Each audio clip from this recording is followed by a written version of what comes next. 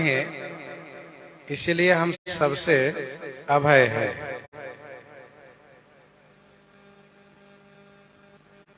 श्री परशुराम जी ने श्री राम जी के उन सभी वाक्यों पर बड़ी गंभीरता से विचार किए।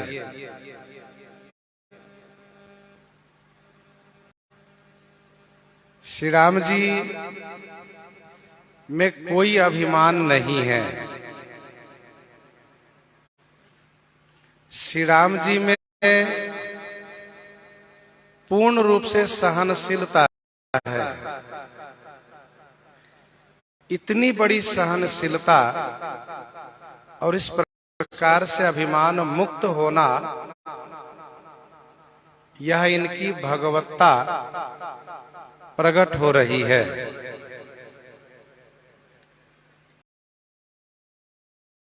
तब श्री परशुराम जी ने श्री राम जी से कहा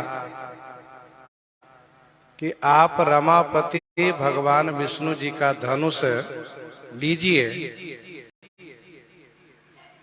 और इस पर आप डोरी चढ़ा करके खींचिए, तो मेरा संशय समाप्त हो जाएगा।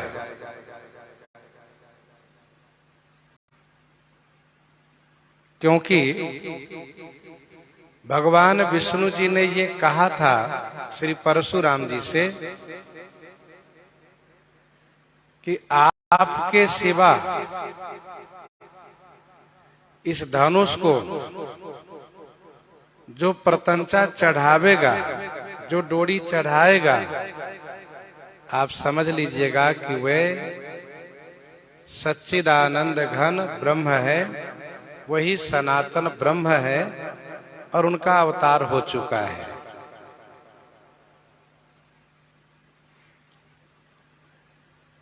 तो श्री परशुराम जी ने जैसे ही धनुष आगे किया देने के लिए, वैसे ही धनुष अपने आप श्री राम जी के पास चला गया। देत चाप आप ही चली गयऊ, परशुराम मन विस्मय भयऊ। देत चाप, चाप माने धनुष देने लगे तो आप ही चले गए, वो अपने आप चला गया। यह देख करके श्री परशुराम जी को बहुत बड़ा विस्मय हुआ। विस्मय अर्थात आश्चर्य हुआ और भय भी हुआ।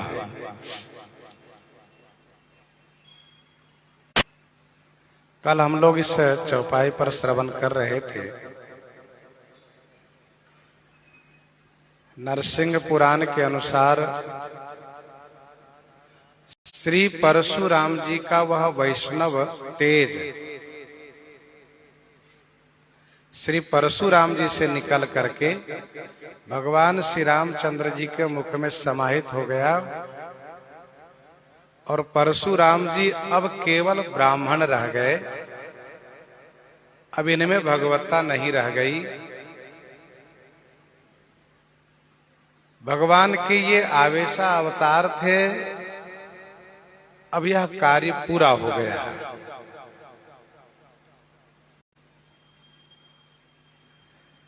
तो देत चाप आप ही चली गए हो, धनुष देते ही अपने आप धनुष चला गया।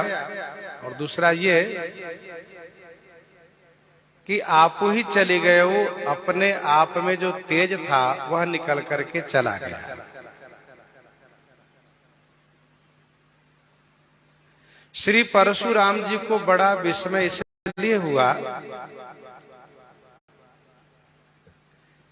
कि भगवान विष्णु ने इनसे ये कहा था कि जब धनुष चढ़ा लेंगे तब मान लेना कि भगवान का अवतार हो चुका है। और यहाँ तो इनके हाथ में जाते ही धनुष अपने आप चढ़ गया, इसलिए आश्चर्य हुआ।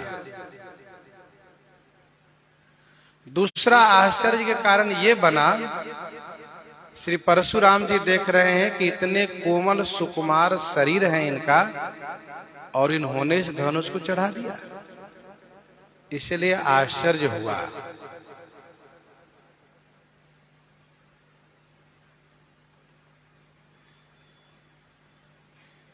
श्री लक्ष्मण जी को रावण ने मूर्छित किया युद्ध में, और इसके बाद वह उठा करके लंका में ले जाना चाहा। उठाने के लिए रावण ने अपनी पूरी शक्ति लगा दी। लक्ष्मण जी को उठाने में वह सफल नहीं हुआ। इसी बीच श्री हनुमान जी आ गए।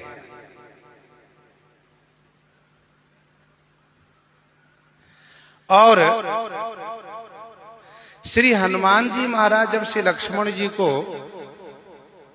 उठा करके चल दिए तो रावण को बड़ा आश्चर्य हुआ, ये बानर इनको कैसे उठा लिया।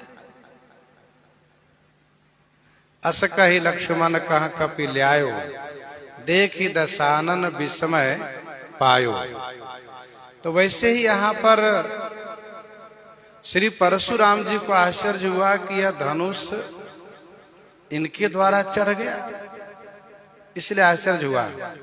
और दूसरा आपने अभी सुना कि यह इनके हाथ में जाते अपने आप चढ़ गया। एक तो धनुष अपने आप चला गया और अपने आप चढ़ भी गया, बिना चढ़ाए चढ़ गया, इसलिए बड़ा आश्चर्य हुआ। इसका मतलब यह हुआ कि यह धनुष चेतन है और श्री राम जी का धनुष बाण दोनों चेतन है। श्री राम जी का धनुष बाण दोनों चेतन है। ये भी स्मरण में रखना चाहिए। कल हम लोग चर्चा कर रहे थे कि श्री राम जी का बाण काम करके पुनः वापस चला आता है। काम करके बाण वापस आना, ये बाण की चेतनता है। अस कौतुक करि राम सर प्रवेशे आए निसंग, स्पष्ट लिखा है। वैसे ही ये धनुष की चेतनता है कि यह धनुष अपने आप चला गया, धनुष अपने आप चढ़ गया। इसलिए परशुराम जी को आश्चर्य हुआ और परशुराम जी को लगा कि मैंने इनको जो कुछ कटु कहा, यह मैंने बड़ी गलती की है। इनको जो दुर्वचन कहा है, यह मेरी भूल है। संकोच होने लगा, लज्जा लगने लगी और साथ साथ भय भी हुआ। भय का कारण भी कल हम लोग चर्चा की है, थोड़ी चर्चा आज भी कर लेते हैं। भय का कारण ये हुआ कि श्री राम जी ने धनुष पर बाण के संधान जब कर दिए तो श्री राम जी ने परशुराम जी से कहा कि आप ब्राह्मण हैं, और दूसरी बात यह है कि हमारे पूज्य गुरु जी श्री विश्वामित्र जी के संबंधी हैं रिश्ते में, इसलिए आपको मारूंगा नहीं, लेकिन आपकी गति अथवा आपने जो पुण्य लोक अर्जित किया है उन दोनों में से एक को नष्ट करूंगा। अब आप बताइए क्या देंगे। और परशुराम जी ने सहर्ष पुण्य लोक को प्रदान किया, यह कह करके कि मैं पुनः पुण्य लोक अर्जित कर सकता हूं, लेकिन मेरी गति नष्ट हो जाएगी। तो गति नष्ट का मतलब मेरी मृत्यु हो जाएगी, इसलिए मेरी गति आप नष्ट न करें, यह श्री परशुराम जी ने कहा है। तो यह श्री राम जी के बाण की विशेषता है कि बाण जब धनुष पर चढ़ता है तो वह कुछ लेकर ही रहता है।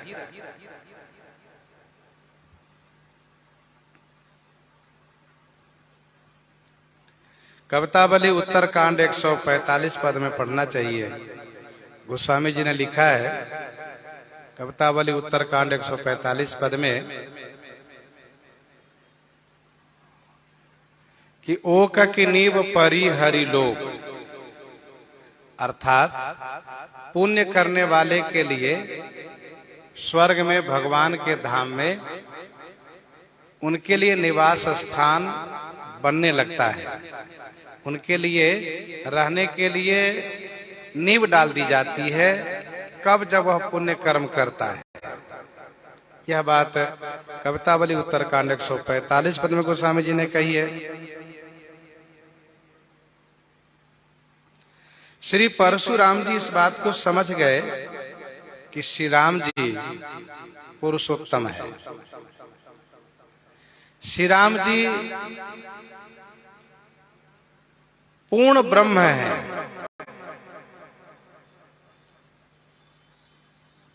यह उन्होंने जान लिया। अच्छा, श्री राम जी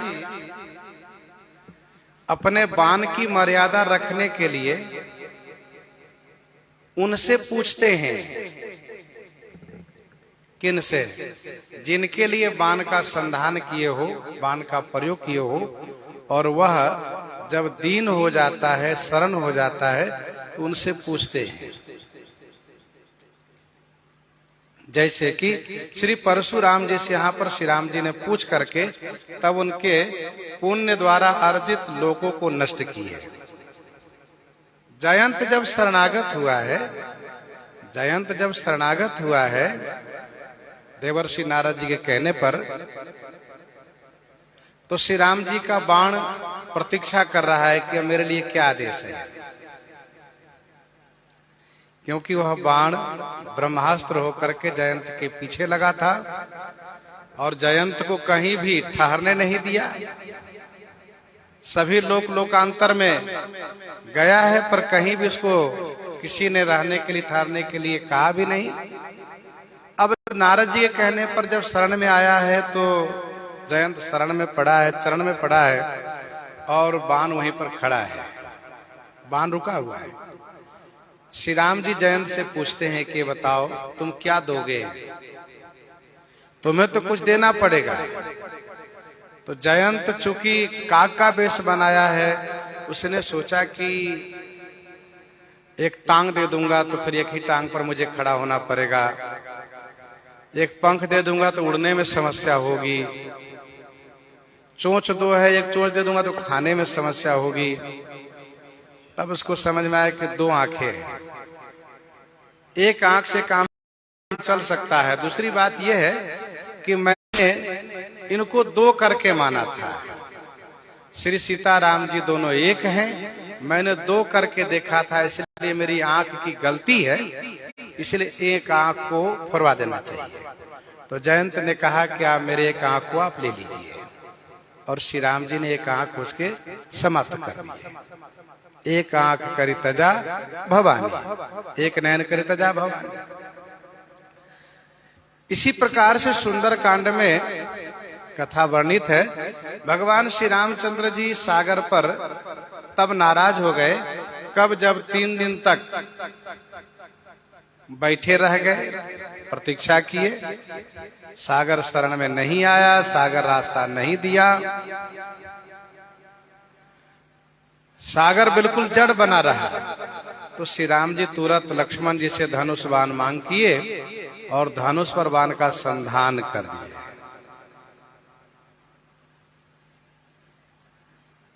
इसके बाद वह बाण इतना प्रभावशाली है कि अभी धनुष पर ही है, लेकिन सागर के भीतर अग्नि लग गई।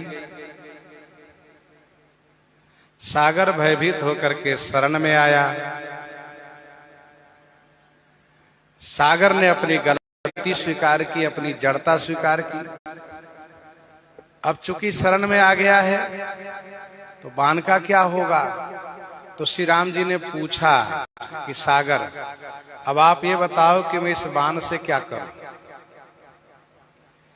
बाण तो धनुष पर चढ़ चुका है और ये कार्य के बिल्कुल तत्पर हो चुका है। बिना काम किए यह बाण वापस तर्कस में जाएगा नहीं। तो समुद्र ने कहा, सरकार आपसे ये निवेदन है, प्रार्थना है कि इस बाण से मेरे उत्तर तटवासी आभीरों को संहार कर दीजिए। यही सर मम उत्तर तटवासी हतहु नाथ खल नर अघरासी। और भगवान श्री रामचंद्र जी ने उस बाण के द्वारा सागर की उस पीड़ा को समाप्त कर दिया।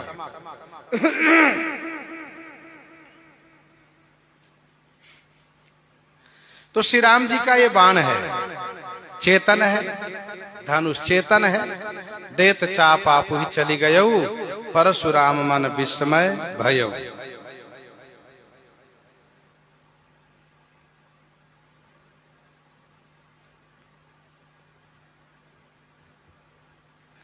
जाना राम प्रभाव तब, पुलक प्रफुल्लित गात। जोरी पानी बोले बचन, हृदय न प्रेम अमात।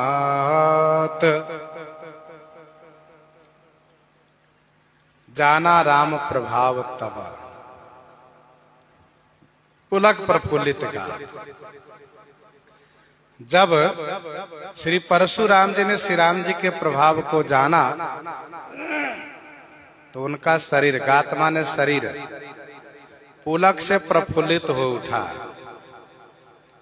अर्थात शरीर के सभी रोए खड़े हो गए। विशेष प्रसन्नता प्राप्त हुई, विशेष खुशी हुई। पानी जोरी बोले, पानी माने हाथ जोड़ करके परशुराम जी बोलने लगे। हृदय न प्रेम आमात, उनके हृदय में प्रेम समा नहीं रहा है।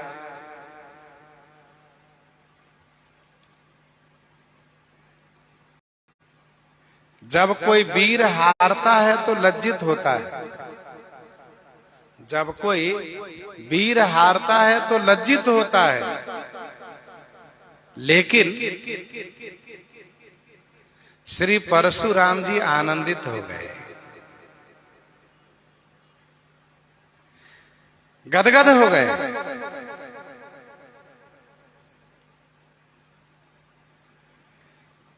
और रोमांचित होकर के करबद्ध हुए तथा स्तुति करने लगे।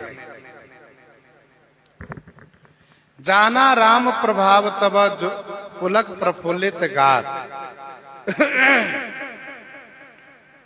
जाना कब? जब श्री राम जी जना दिए तब। जब श्री राम जी जना दिए तब श्री परशुराम जी ने जाना। अब तक बात कर रहे थे, अब जना दिए। और श्री राम जी जब जनाते हैं तभी कोई उनको जान पाता है। सोई जानई जेहि देहु जनाई, सोई जानई जेहि देहु जनाई, जानत तुम्हि होई जाई।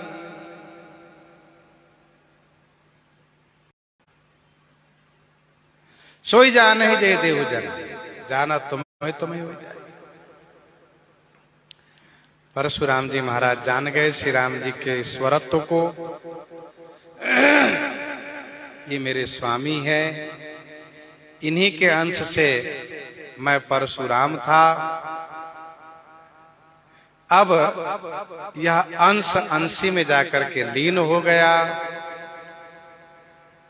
शरीर रोमांचित है, शरीर रोमांच होना यह कर्म का प्रेम है। सियाराम, ये कर्म का प्रेम है। वचन बोलना, स्तुति करना, यह वचन का, वाणी का प्रेम है। और हृदय में प्रेम न समाना, यह मन का प्रेम है। हृदय न प्रेम आमा।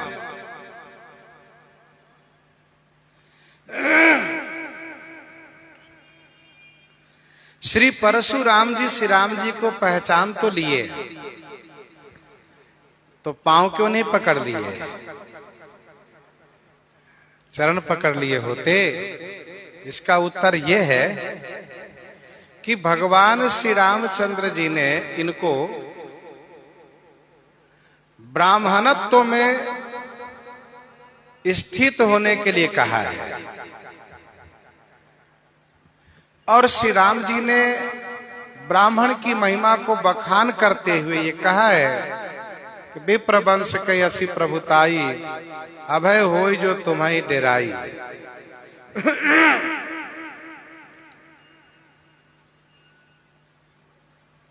श्री राम जी ने यह भी कहा कि अस्त्र शस्त्र आपका धर्म नहीं है, अस्त्र शस्त्र धारण करना यह आपका धर्म नहीं है, यह हम क्षत्रियों का धर्म है। तो भगवान श्री राम जी के ईश्वरत्व जानने के बाद भी भगवान श्री राम जी की इच्छा के विरुद्ध न हो, माधुर्य में उनकी मर्यादा बनी रहे, इसलिए श्री परशुराम जी पांव न छू करके हाथ जोड़ लिए। हाथ जोड़ लिए क्योंकि पैर पकड़ते हैं तो श्री राम जी को अच्छा लगेगा नहीं। श्री राम जी ने अपने आप को क्षत्रिय और राजकुमार कहा है, तो श्री परशुराम जी उनकी मर्यादा को सुरक्षित करते हुए, उनकी मर्यादा को रखते हुए हाथ जोड़ करके स्तुति कर रहे हैं। जय रघुवंश बनज बन भानु, गहन दनुज कुल दहन कृषानु। जय रघुवंश बनज बन भानु। रघुवंश रूपी बनज बन को खिलाने के लिए, भानु माने सूर्य, आपकी जय हो। दानुज कुल रूपी, गहन माने घने जंगल को जलाने के लिए, गहन माने घने जंगल को दहन माने जलाने के लिए, कृषाणु माने अग्नि स्वरूप आपकी जय हो, जय हो। श्री परशुराम जी स्तुति कर रहे हैं, जिसमें सर्वप्रथम रघुवंश की बड़ाई कर रहे हैं, क्योंकि श्री राम जी श्री परशुराम जी से रघुवंश की बड़ाई किए हैं। कहूं स्वभाव न कुलहि प्रशंसी, कालहु डरहि न रन रघुवंशी। रघुवंशी क्षत्रिय काल से भी नहीं डरता है, यह श्री राम जी ने कहा है। तो श्री परशुराम जी कहते हैं, रघुवंश रूपी कमल वन को खिलाने के लिए सूर्यवत, सूर्य स्वरूप आपकी जय हो। आप विजयी हो। श्री परशुराम जी श्री राम जी की जय करके मानो उनकी विजय की कामना कर रहे हैं। स्तुति में पहले जय शब्द का उच्चारण किया जाता है, क्योंकि जय शब्द मांगलिक है और शुभ सूचक है, तथा उसमें विजय की भावना है। श्री परशुराम जी कहना ये भी चाहते हैं कि आपका उत्कर्ष यूं ही बढ़ता जाए, आप हमेशा विजयी होते रहें, जयमान होते रहें। इसलिए कहा जय रघुवंश बनज बन भानु, गहन दनुज कुल दहन कृषानु। आपसे सूर्य वंश की शोभा हुई है, सूर्य वंश रूपी कमल खिल गया है, तथा गहन दनुज कुल दहन कृषाणु। आप दनुज कुल रूपी घने जंगल को जलाने के लिए कृषाणु है, अर्थात आपका अवतरण हुआ है असुरों के संहार के लिए। भगवान का अवतार होता है असुरों को संहार के लिए। असुर मारी थापहि सुरन है, असुर मारी थापहि सुरन है, राखहि निज श्रुति सेतु। असुर मारी थापहि सुरन है, राखहि निज श्रुति सेतु। जग विस्तारहि विशद जस, राम जन्म कर हेतु। तो आप असुर कुल रूपी घने जंगल को जला देते हैं, समाप्त कर देते हैं। असुर, ये असुर लंका में भरे हुए हैं। लंका निशिचर निकर निवासा, आप उनको समाप्त कर देंगे। ध्यान दीजिएगा, श्री परशुराम जी भगवान के अंशावतार हैं, लेकिन रावण को नष्ट नहीं किए, क्योंकि जिस अवतार से जितना कार्य होना है उतना ही कार्य हुआ करता है। रावण का अंत श्री रामावतार से होना है। इसलिए श्री परशुराम जी कहते हैं गहन दनुज कुल दहन कृषाणु। भगवान श्री रामचंद्र जी कहते हैं यद्यपि मनुज दनुज कुल घालक।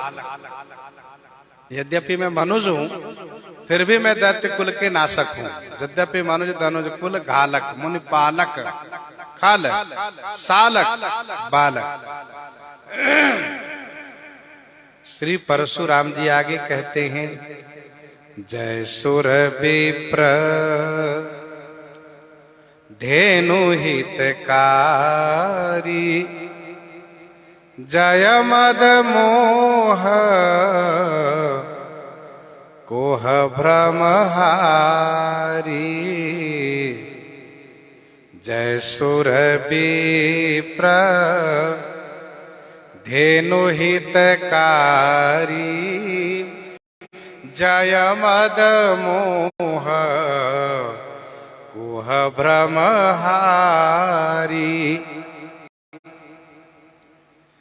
जय सुर विप्र धेनु हितकारी, जय मद मोह कोह भ्रमहारी। सुर विप्र धेनु हितकारी, आपकी जय हो। मद मोह कोह भ्रमहारी, आपकी जय हो।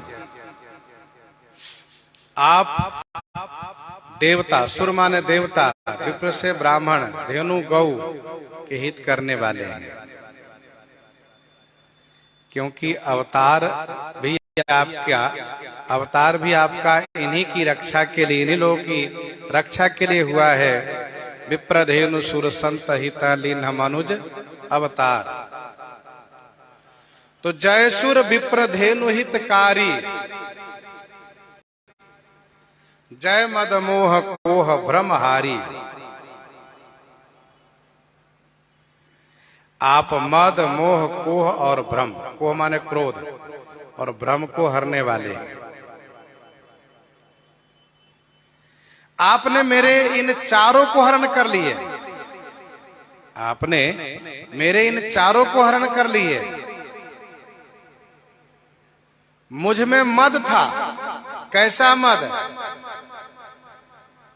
कि मैंने पृथ्वी के क्षत्रियों को मारा है। भुजबल भूमि भूप बिनु किन्ही, भुजबल भूमि भूप बिनु किन्ही, विपुल बार महिदेवन दिन्ही। यह मेरा मद था। और मुझ में मोह था। मोह माने अज्ञानता, जिससे कि मैं आपको पहचान नहीं पा रहा था। मुझ में क्रोध था।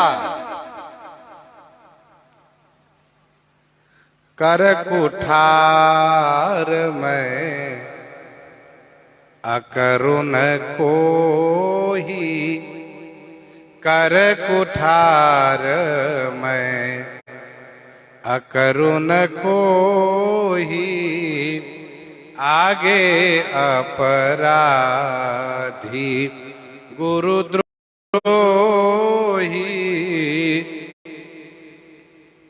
मुझ में क्रोध था, मुझ में भ्रम था, इसलिए मैं आपको राजकुमार ही मानता था। लेकिन आप मेरे मद मोह क्रोध और भ्रम को हरण कर लिए। आपकी जय हो। श्री परशुराम जी खूब जय जयकार कर रहे हैं।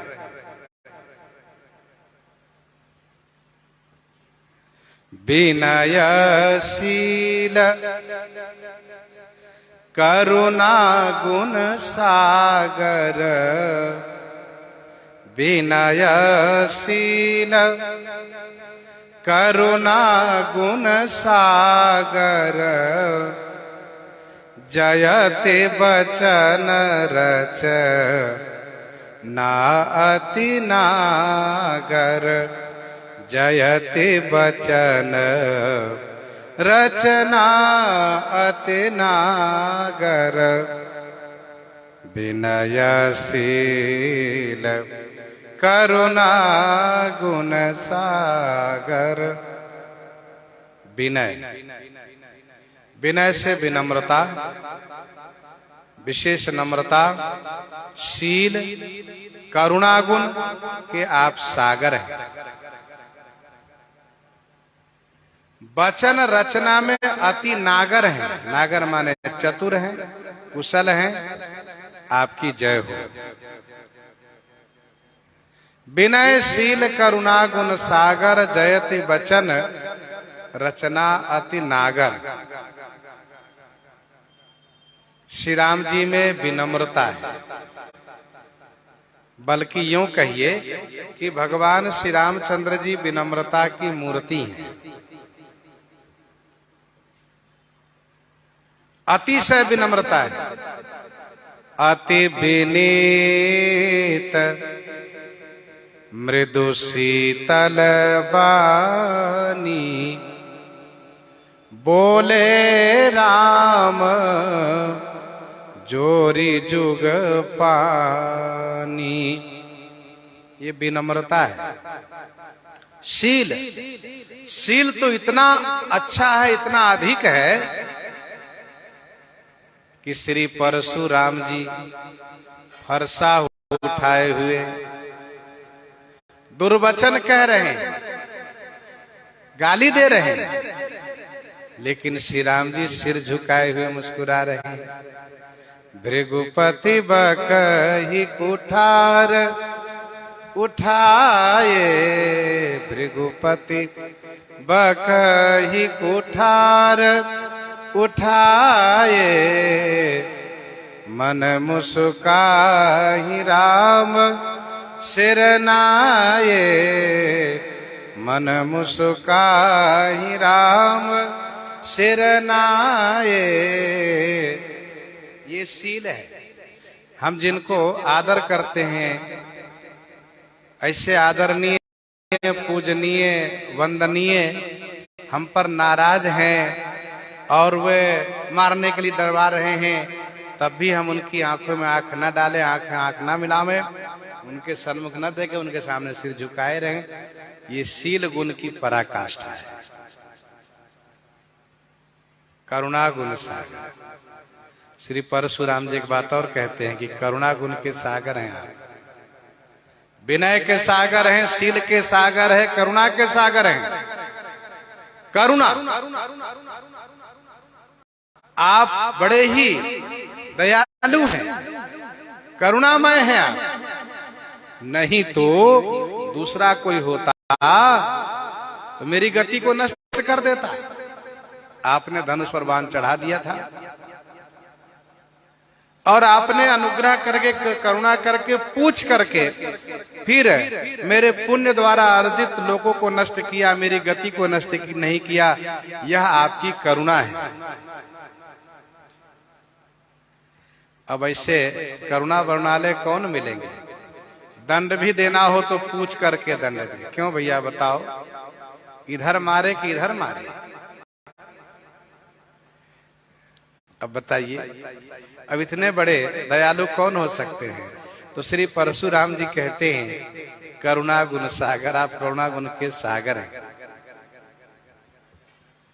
गोस्वामी जी को कहना पड़ता है सब प्रभु दीन बंधु हरि कारण रहित दयाल। अरे भैया, श्री राम जी जैसे कोई प्रभु मिलेंगे नहीं, जान लो। हाँ, तो विनय शील करुणा गुण सागर। अब परशुराम जी समझ रहे हैं, अरे भगवान, ये तो बड़े ही विनम्र हैं, बड़े ही शीलवान हैं, बड़े ही करुणा सागर हैं। नहीं तो मैंने जो कुछ कहा अब तक तो मैं ठिकाने लगा दिए होते। जयति वचन रचना अति नागर, गुण सागर नागर वर वीरा, सुंदर श्यामल गौर शरीरा।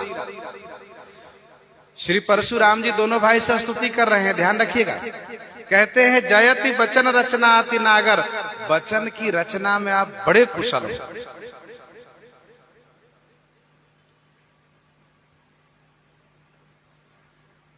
ध्यान दीजिएगा, जिनको बोलना आ गया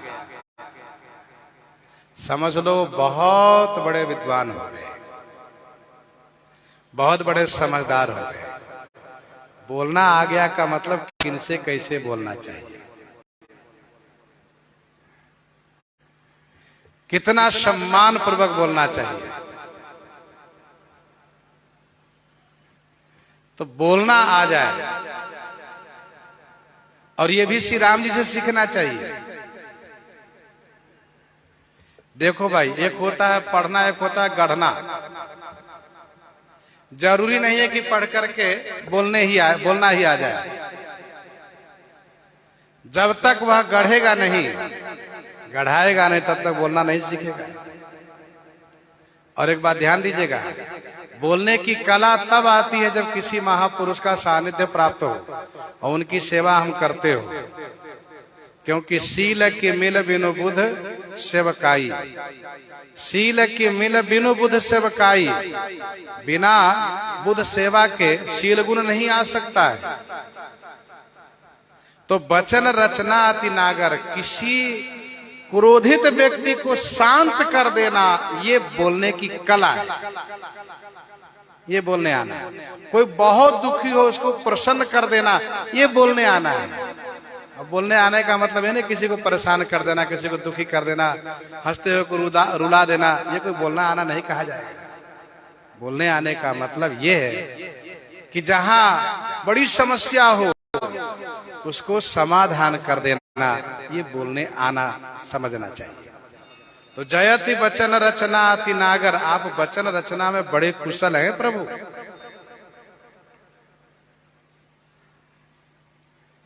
विनय पत्रिका 38 पद में गोस्वामी जी ने लिखा, वचन चय चातुरी, वचन चय चातुरी पर सुधर गर्भहर। यह विनय पत्रिका 38 पद में गोस्वामी जी ने कहा। दोहावली में गोस्वामी जी ने लिखा 433 में, दोहावली 433 में गोस्वामी जी ने लिखा कि जो मधु मरई न मारिए, माहुर दे सुकाऊ। यदि मधु देने से कोई मर जा रहा तो उसको जहर नहीं देना चाहिए। जग जीती हारे पर सुधर, हारी जीते रघुराव। जगत को जीत कर भी परशुराम जी हार गए, और श्री राम जी हार मान करके भी सब प्रकार हम तुम सन हारे।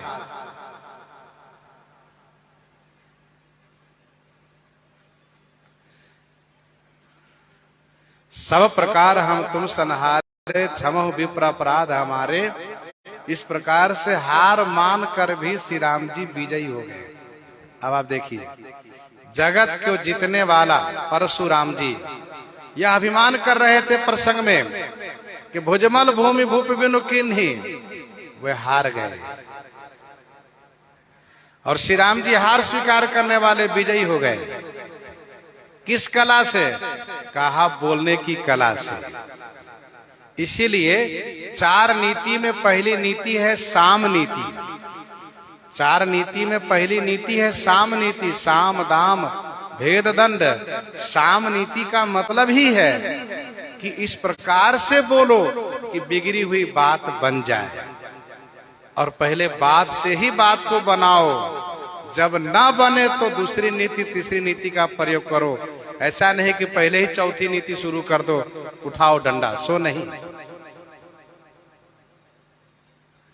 तो साम नीति के लिए बोलने की कला होनी चाहिए। श्री परशुराम जी कहते हैं कि जयति वचन रचना अति नागर। वचन की रचना में आप बड़े कुशल हैं प्रभु। सेवक सुखद सुभग सब अंगा। सेवक सुखद सुभग सब अंगा। जय शरीर छवि कोटि अनंगा। जय शरीर छवि कोटि अनंगा। सेवक सुखद सुभग सब अंगा। सेवक सुखद सुभग सब अंगा। सेवक को सुख देने के लिए सब अंगा आपका सुभग है, अथवा सेवक को सुख देने वाले और सभी अंगों से सुंदर कोटि अनंगा छवि से परिपूर्ण शरीर वाले आपकी जय हो। सेवक सुखद सुभग सब अंगा। आपके सभी अंग सेवकों को सुख देने वाले हैं। सेवक सुखद सुभग सब अंगा।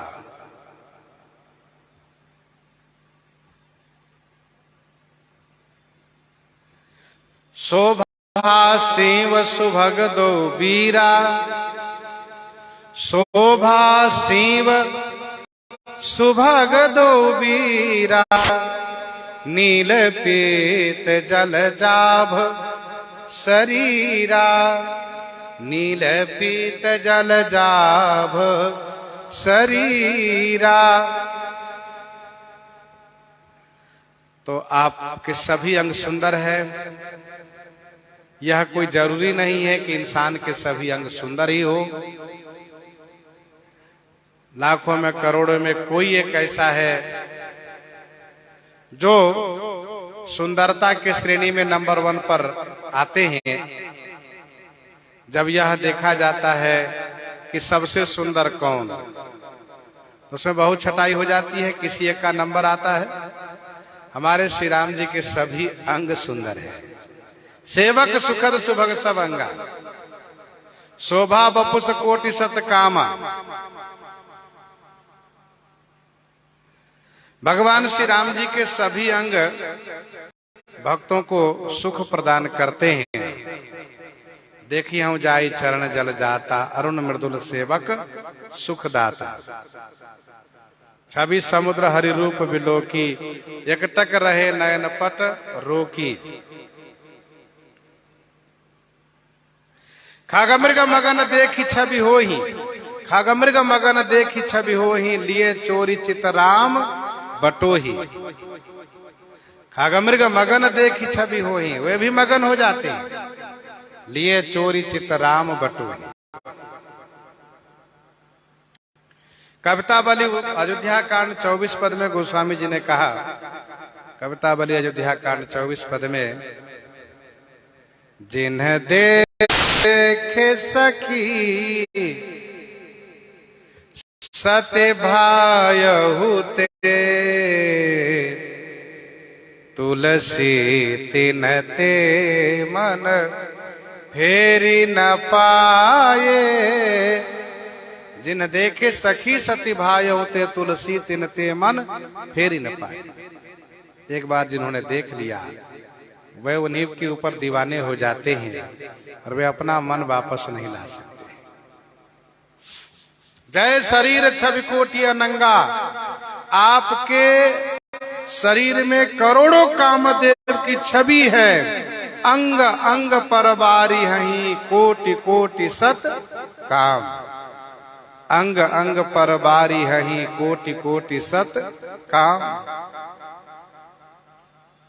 जय शरीर छवि कोटि अनंगा, सेवक सुखद सुभग सब अंगा। सेवक सुखद सुभग सब अंगा, जय शरीर छवि कोटि अनंगा। करऊं काह मुख एक प्रशंसा, जय महेश मन मानस हंसा। करऊं काह मुख एक प्रशंसा, जय महेश मन मानस हंसा।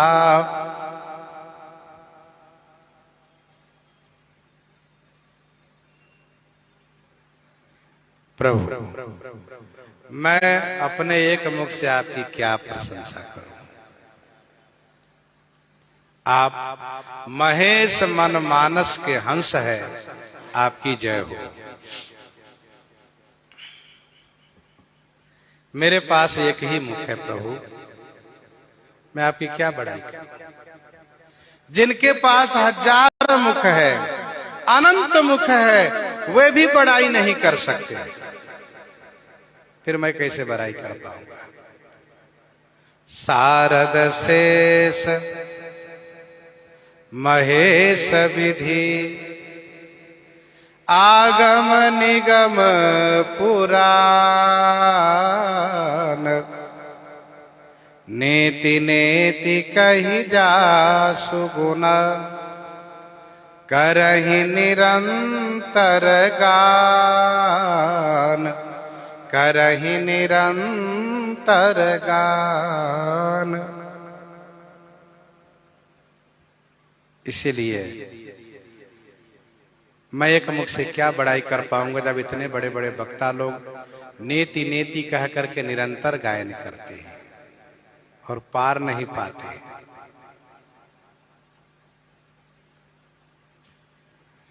आप महेश के मन रूपी मान सरोवर में विचरण करने वाले हंस हैं।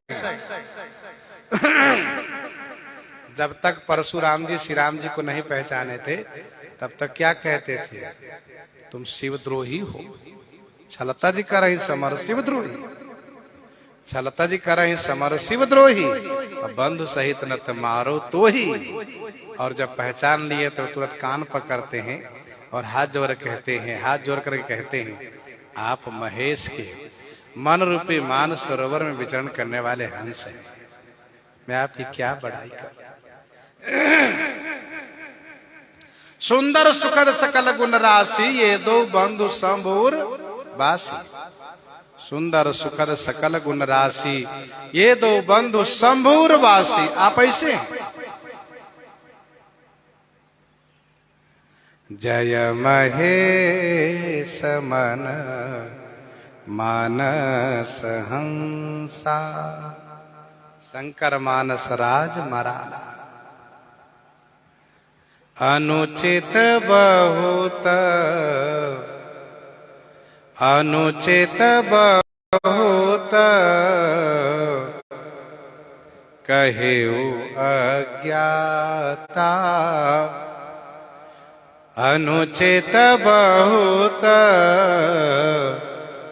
कहूँ अज्ञाता, क्षमहु क्षमा मंदिर दो भ्राता, क्षमहु क्षमा मंदिर दो भ्राता। अज्ञाता बहुत अनुचित कहे।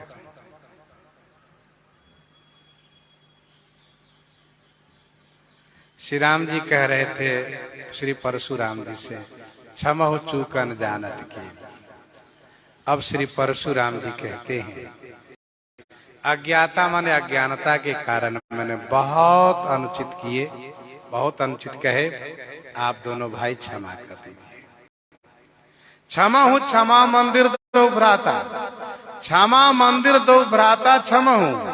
आप दोनों भाई क्षमा के मंदिर हैं, अतएव क्षमा कर दीजिए। अनुचित बहुत कहूँ अज्ञाता, क्षमहु क्षमा मंदिर दो भ्राता। अज्ञानता के कारण मैंने बहुत अनुचित आपको सुना।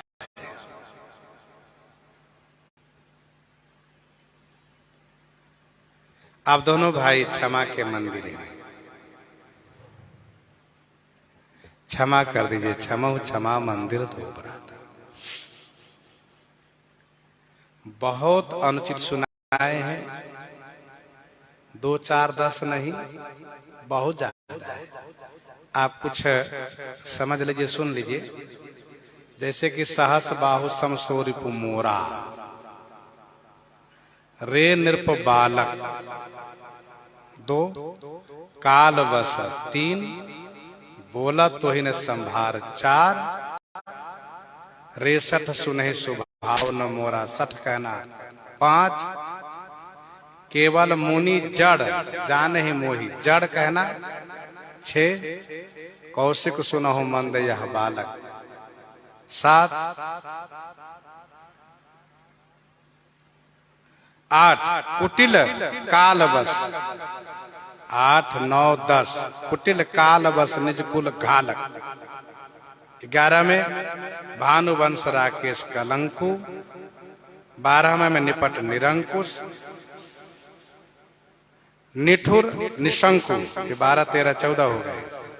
15 में कटुवादी बालक बध जोगु, कटुवादी बालक बध जोगु, बध जोगु ये 16वां। 17 में आगे अपराधी गुरु द्रोही, द्रोही कहना।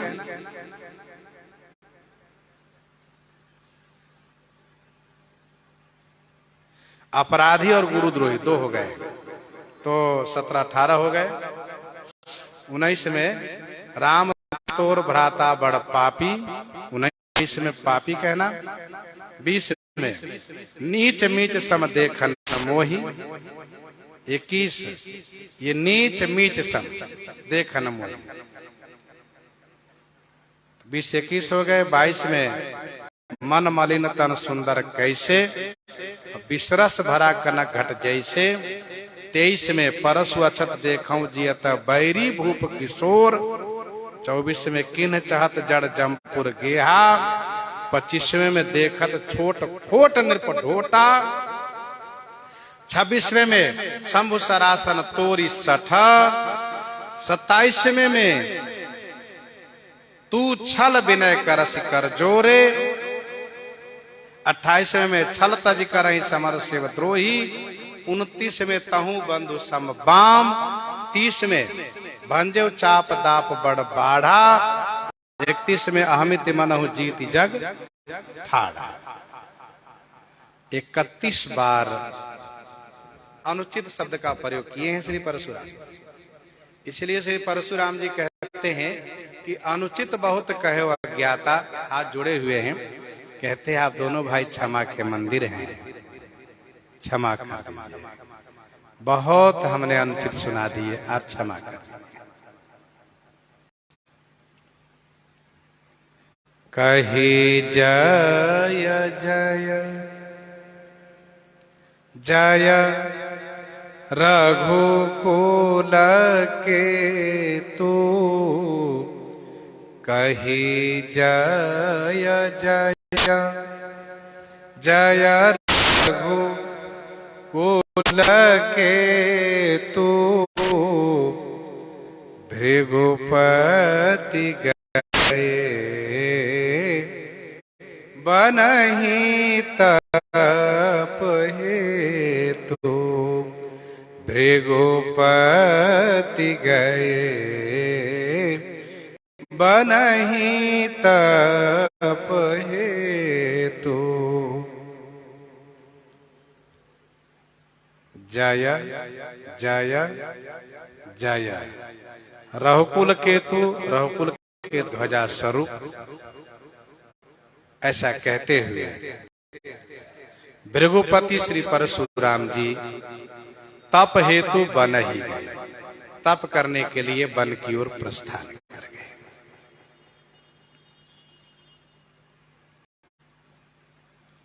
श्री परशुराम जी ने 9 बार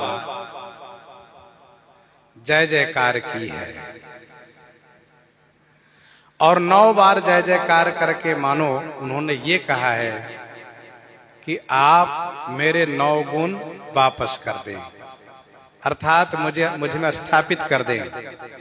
आप मेरे 9 गुण मुझे में स्थापित कर दें, क्योंकि हम चाहकर भी उन गुणों को स्थापित नहीं कर सकते और आप कृपा करेंगे तो वह गुण स्थापित हो जाएंगे, क्योंकि यह गुण साधन ते नहीं होई तुम्हारी कृपा पाव कोई कोई। यह गुण साधन ते नहीं होई तुम्हारी कृपा पाव कोई कोई। 9 अंक की सीमा है, इसके आगे कोई अंक नहीं है। मानो श्री परशुराम जी ने जय जयकार की पराकाष्ठा तक पहुंचा दिया।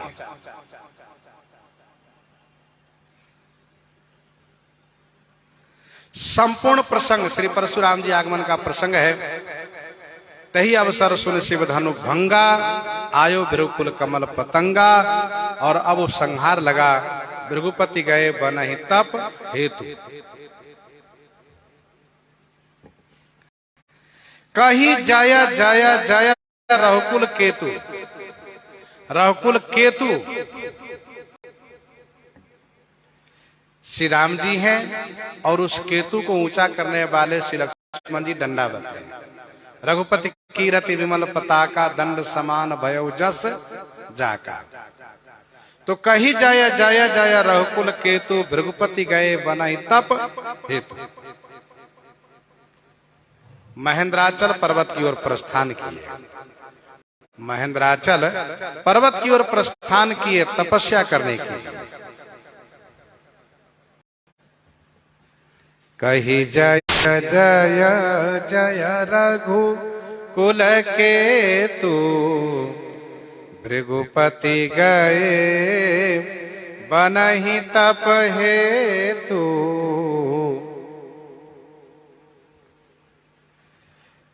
श्री परशुराम जी ने जो तप किए थे और उन तप से जो पुण्य लोक इनके बने थे सब समाप्त हो चुके हैं, इसलिए अब पुनः तपस्या करने के लिए प्रस्थान किए।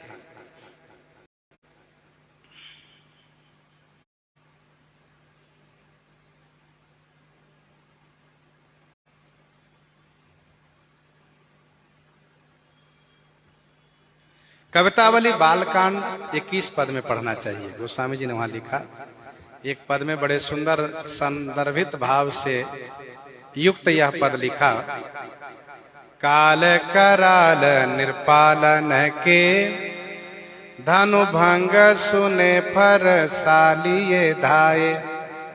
काल कराल निर्पालन के, धनु भंग सुने फर सालिये धाये। लखन राम बिलो की सप्रेम, महारिस ते फिरी आंखें दिखाए। धीर शिरोमणि वीर बड़ो, विजयी विनयी रघुनाथ सुहायो, लायक हुए भृगुनायक सो, धनुषायक सौंपी शुभाए सिधाए, धनुषायक सौंपी शुभाए सिधाए।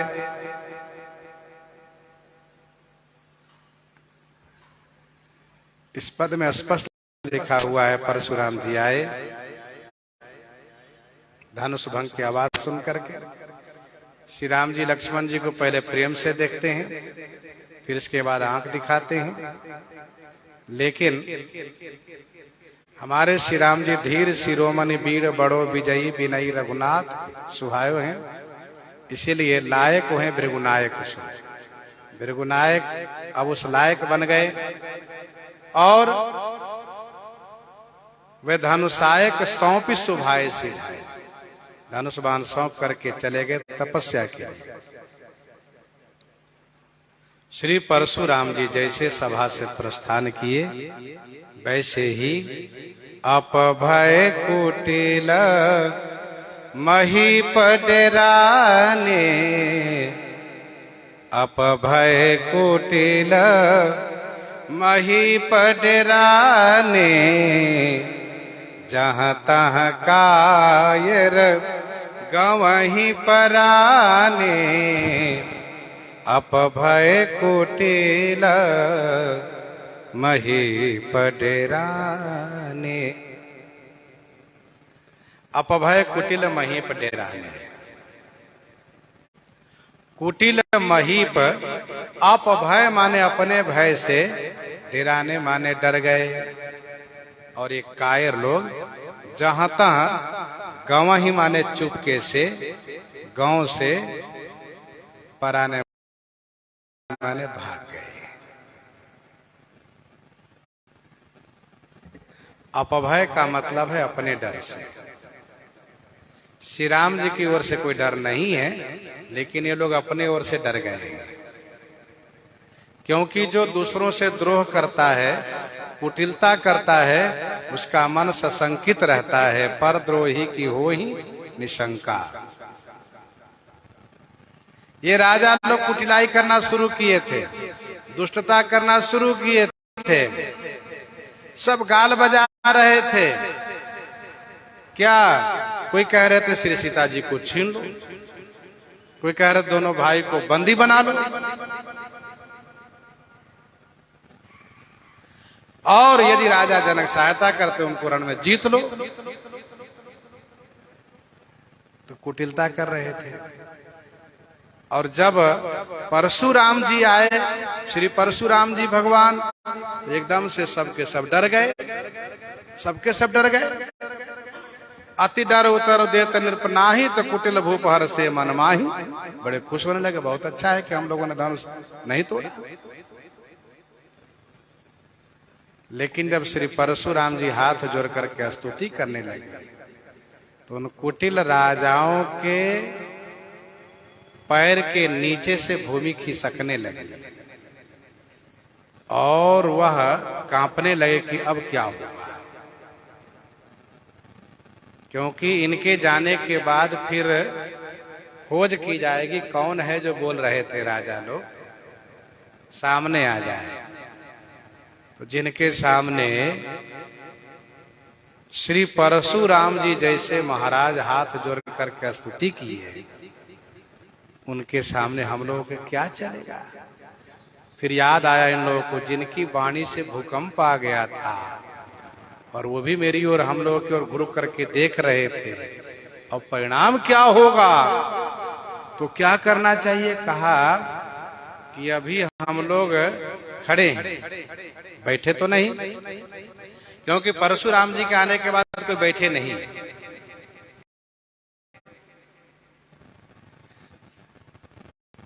श्री परशुराम जी खड़े थे, कैसे बैठ जाते, किसकी हिम्मत थी बैठ जाने की।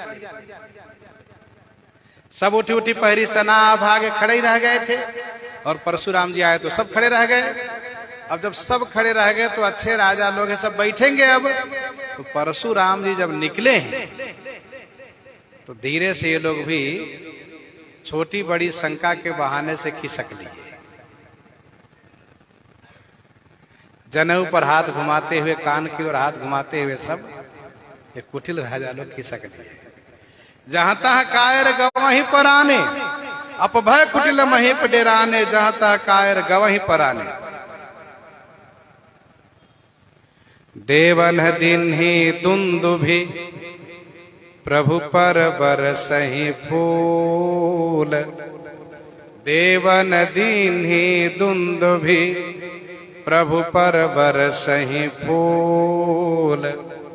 अरसे पुर नर नारी सब मिटी मोहमय सूल। मिटी मोहमय सूल।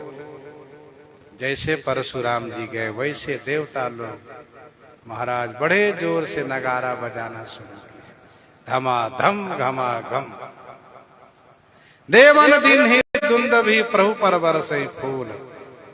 और प्रभु पर पुष्प वृष्टि करने लगे।